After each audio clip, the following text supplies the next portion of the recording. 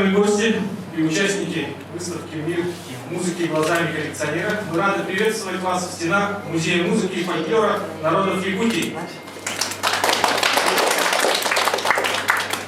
Сегодня мы с вами познакомимся с коллекциями различных предметов, так или иначе связанных с миром музыки. Ну а сейчас немножко отвлечемся от темы. Завтра, 1 апреля, весь мир отмечает 150-летие великого композитора, пианиста и дирижера Сергея Рахманинова. И сейчас я предлагаю послушать одну из композиций Рахманинова в исполнении самого автора. Заодно включить видеоряд с коллекционером.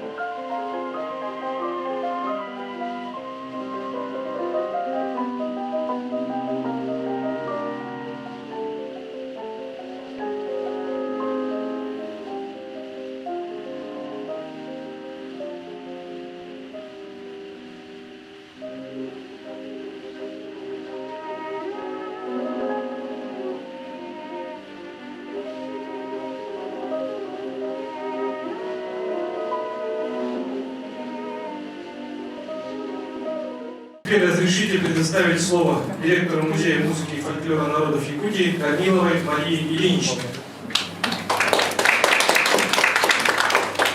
Добрый день, уважаемые наши дорогие гости.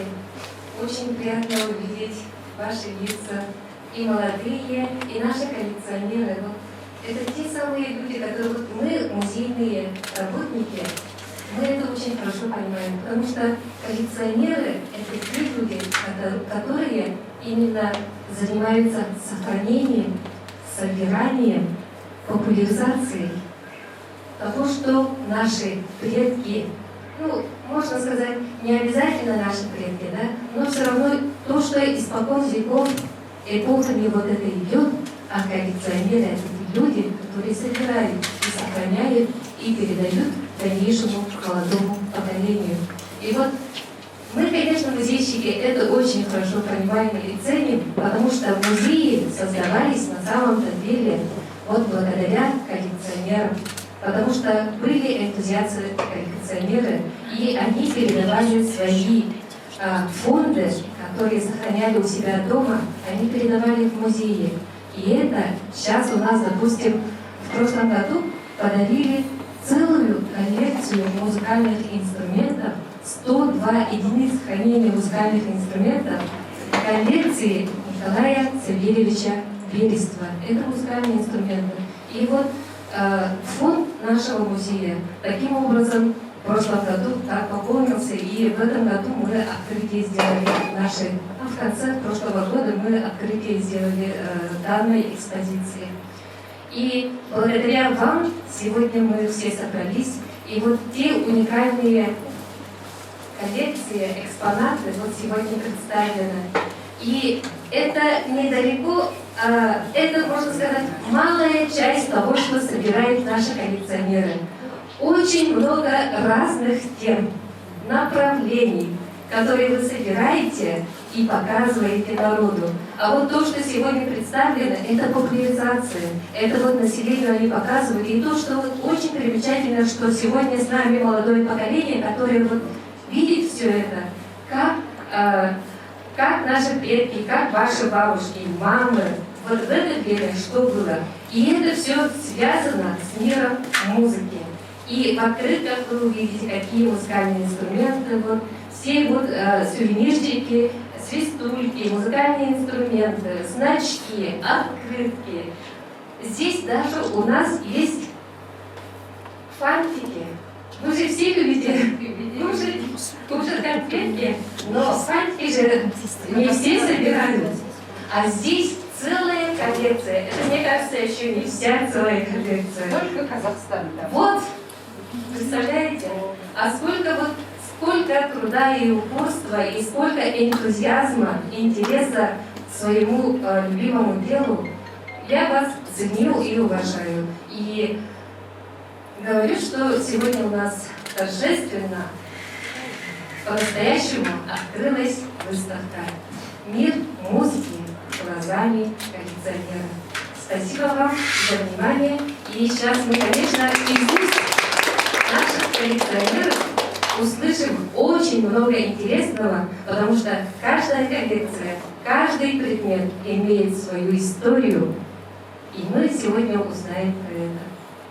Спасибо. Извините. Так. От имени нашего музея, конечно же, мы подготовили благодарственные письма, и хочется вот сегодня в торжественной обстановке вручить вам. Уважаемая Ирина Александровна, Музей музыки и фольклора народов Якутии выражает вам благодарность за участие в организации выставки «Мир музыки глазами коллекционера» и предоставленную возможность познакомиться с уникальными предметами коллекции.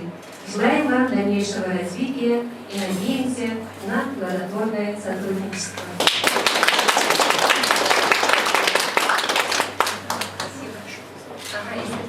Спасибо. Таким же благодарственным письмом награждается или вручается благодарственное письмо уважаемой Галине Петровне.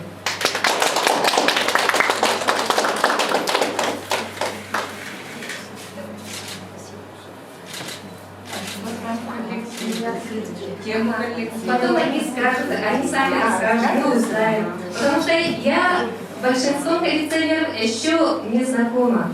Я знакома вот с нашей многоуважаемой Так, вручается благодарственное письмо Марии Ивановне.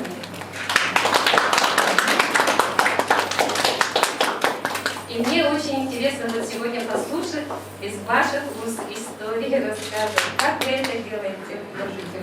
Вы большой пример делаете нашему молодому поколению. Людмила Степановна, пожалуйста. Сегодня на выставке представлены частные коллекции 8 коллекционеров города Якутска. И давайте мы поближе познакомимся. Прошу разрешите предоставить слово Морозовой Ирине Александровне, члену региональной общественной организации «Коллекционеры Якутии». Представлены две коллекции, это свистульки и колокольчики. Про колокольчики скажу, что я начала их собирать. Первый колокольчик появился в 1973 году, когда я еще была школьницей. Это была очень большая редкость, что появился колокольчик. Это был очень обыкновенный колокольчик, рыболовный, который прикрепляли рыбаки на сети. С него все началось. Потом долгие поиски в поездках везде. Но все равно очень медленно все продвигалось, потому что не было у нас такой богатой сувенирной продукции, как сейчас. Вот. Ну, когда уже после 90-х стали возрождаться у нас ремесла, стали появляться колокольчики. Причем не только которые производственные, да, которые вот штамповка, а уже начали возрождаться кустарные производства, то есть мастера, народные промыслы стали, и тут уже работа с мастерами. То есть можно было заказать мастеру индивидуально не только то, что он делает, а уже по своему даже эскизу или по своему желанию. Вот такие у меня колокольчики есть. Вот. На данный момент у меня в коллекции сейчас около 3000 колокольчиков на разные темы, из разных материалов. Это и начиная от деревянных, керамических, бронзовые, стеклянные, хрустальные, серебряные есть. Вот. Золотые только нет, к сожалению. Пока не освоили, дороговато. Вот. Ну, темы разные, и география, и в последнее время меня очень интересует география, связана с национальностью, то есть с бытом национальным и национальным костюмом. Заказываю мастерам колокольчики, которые отображают национальный костюм. То есть, допустим, вот у нас есть вот колокольчики Марии Адамовой. Что стоит? Вон там вот стоят колокольчики. Хомусистка. Мне было, например, в работе, это мастер из Намцев, керамист. Вот. Работа была такая, 3 сестры. Одна с Чаруном, другая хомусистка и с Туиском. Вот они были 3 статуэтки. Я, значит, работала с мастером, просила сделать колокольчики. Вот она какую-то партию сделала, теперь она уже не делает, уже эксклюзив. И так вот со многими российскими мастерами, даже зарубежными бывает. Зарубежными это больше ближнее зарубежье. Например, у Саргаланы Адамовой представлены колокольчики узбекские. Вот уже музыканты узбекские, тоже это уже авторская работа. Ну, про свистульки расскажу так, что у меня было связано с работой, с творчеством, с детьми. Мы художественное, то есть рисовали от дошкольников до младших школьников, росписью игрушек занимались. И тоже надо было вот мне образцы свистулек. Вот тоже я их искала в советское время, находила, и потом втянулась и стала собирать. И сейчас тоже авторские, в основном авторские свистульки. Здесь есть, вы посмотрите, там есть надписи из Бурятии мастера, из Ростова-на-Дону, Карина там стоит такая большая. Вот.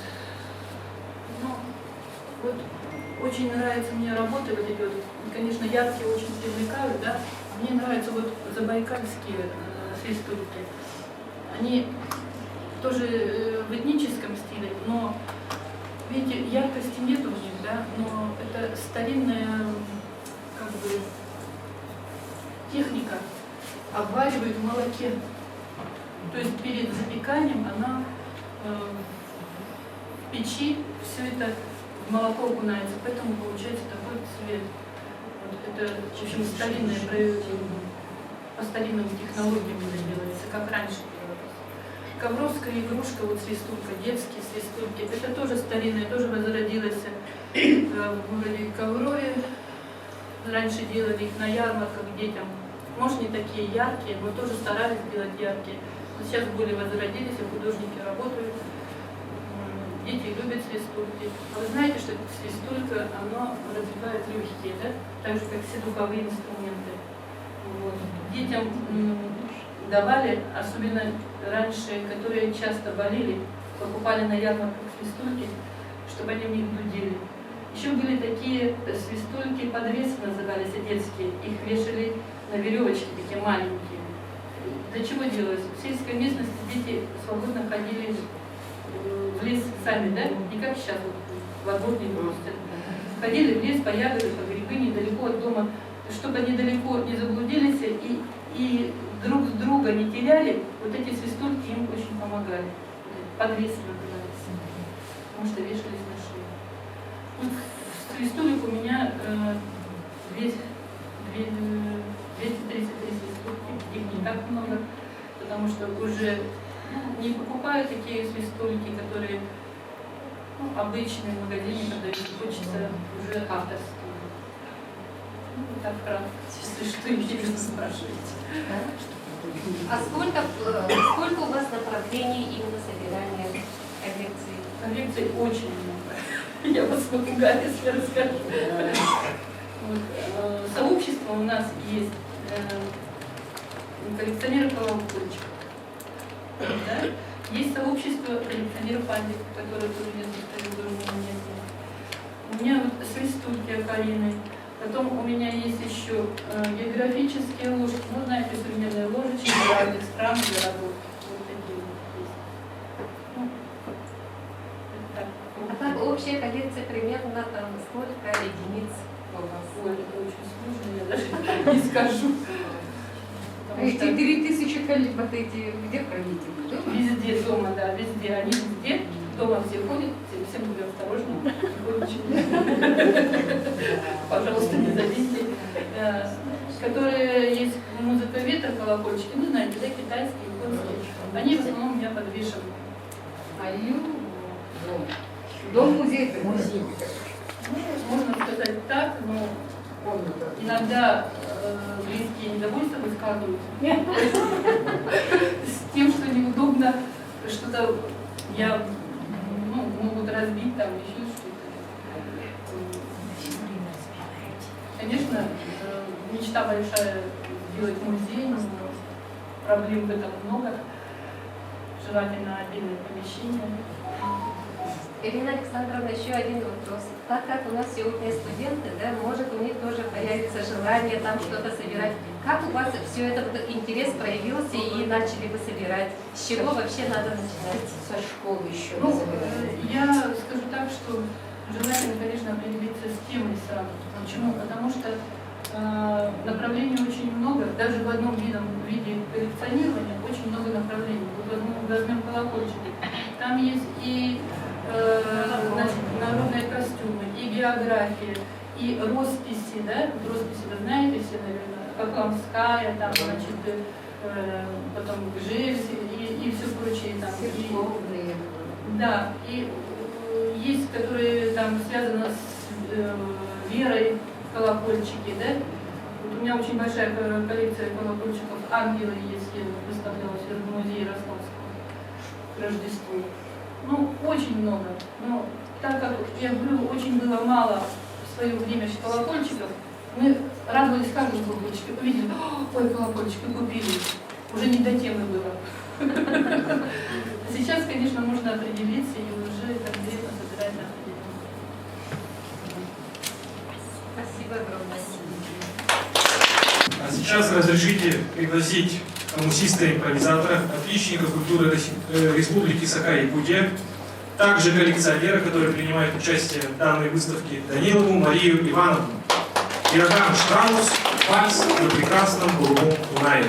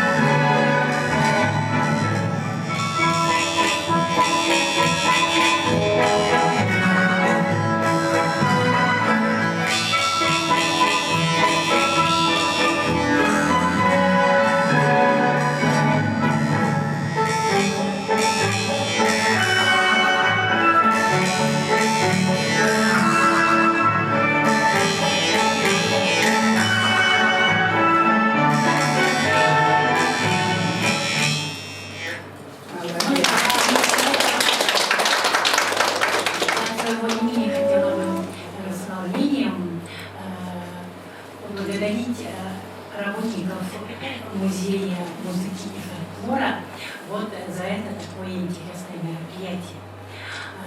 Потому что я и коллекционер колокольчиков, и основное мое хобби — хомус. Но хомус в нашей республике все очень любят. Может быть, из-за того, что я училась в детской музыкальной школе в моем далеком детстве, я люблю играть под музыку. Когда я вот такие номера показываю на конкурсах хомусных, там под разные более-менее подходящие под хомус номера, жюри не одобряет, что хомус звучит под там песню какую-то якутскую, да, под этот вальс такой знаменитый. Я не понимаю их, почему не воспринимают хомус и музыку. А вот этот музей музыки и фольклора как раз, видите, поддержал меня сразу. Тут и музыка классическая, пожалуйста, и хомус. Вам понравился? Очень. У нас в зале еще присутствуют 3 коллекционера. Если у вас есть Можно вас пригласить, да? Павлова Галина Петровна, одна из участниц. Я очень много лет собираю открытки, мне уже 70 лет, почти, вот скоро 70, да? Я начала собирать открытки, наверное, со школьных лет. Вот праздники бывают, когда 8 марта, Новый год, я начинаю подбирать свои открытки и отправляю своим одноклассникам. И столько радости у них бывает. Надо же, как ты сохранила эти открытки. У них ничего не осталось, абсолютно. Вот праздники были, праздники остались, прошли, а у меня их открытки сохранились. Знаете, как тепло от этих открыток? Ага, и вот у меня тема какая. Значит, я собираю открытки, значит, открытки советского времени. Это праздники новогодние, 8 марта, 1 мая, октябрьские праздники и, значит, лениниан я веду. И самая главная моя тема моей коллекции – это 15 республик, которая нету, которая осталась в нашей памяти. Мы жили в советское время. Жили, учились, я в Ленинграде училась со студентами разных республик. Мы дружили, ходили в гости друг к другу, ездили в гости друг к другу, да? Поэтому теплота, вот воспоминания, она у меня осталась. У меня открыток на любые темы, абсолютно, у меня 12,5 тысяч. Ой, вы и 3 сказали. У меня 12,5 открыток, я начала читать, потом остановилась, чтобы не сглазить. Потому что столько много, и не то, что устала, я по первой профессии библиотекарь. Поэтому я всегда очень отношусь ко всему бережно, так осторожно и так далее. Да? И сейчас вот тоже каждый праздник я начинаю думать, да, вот надо же, сколько времени прошло, люди, они помнят по памяти что-то было, а если вот так взять открытки любые, и уже воспоминание особое, совершенно другое. У меня лениниана, вот скоро будет апрель, у меня все эти открытки, они так не лежат, они выставляются всегда. Я в библиотеке вот живу с Айсара, они каждый праздник мне звонят, Галина Петровна, что у вас есть? Я как советский человек иду со всеми своими этими манатами и говорю вот так, что вам нравится, берите, выставляйте. Вот каждый праздник вот так. Поэтому я всегда радуюсь, когда люди интересуются, когда спрашивают и так далее, и так далее. Вот особенно тем ребятам, которые молодые, да? Сейчас же время такое, быстро время уходит. Мы тоже были такими же, как вы. Нам было это и хорошо, и в то же время время-то ушло уже, а осталась за собой только одна память, а память она такая, быстро уходит. А если под рукой ничего нет, все уже, нету. Поэтому то, что есть у родителей, у бабушек, у дедушек, да, вы стараетесь их сохранить. Сейчас же многие, я вот пошла один раз в магазин музея ретро. Захожу, и знаете что, мне так просто било книги. Прямо целый ряд книг продают по 20 рублей. И все книги якутских авторов, артистов с автографами. Вот мой рюкзак, который со мной всегда, да, я один рюкзак и один пакет загрузила этими книгами и домой поехала счастливая. За 25 рублей каждая книга. Вот, видите, как внуки не ценят то, что было у их дедушек и бабушек. Вы так никогда не делаете. Это ваша прямая связь с вашими предками.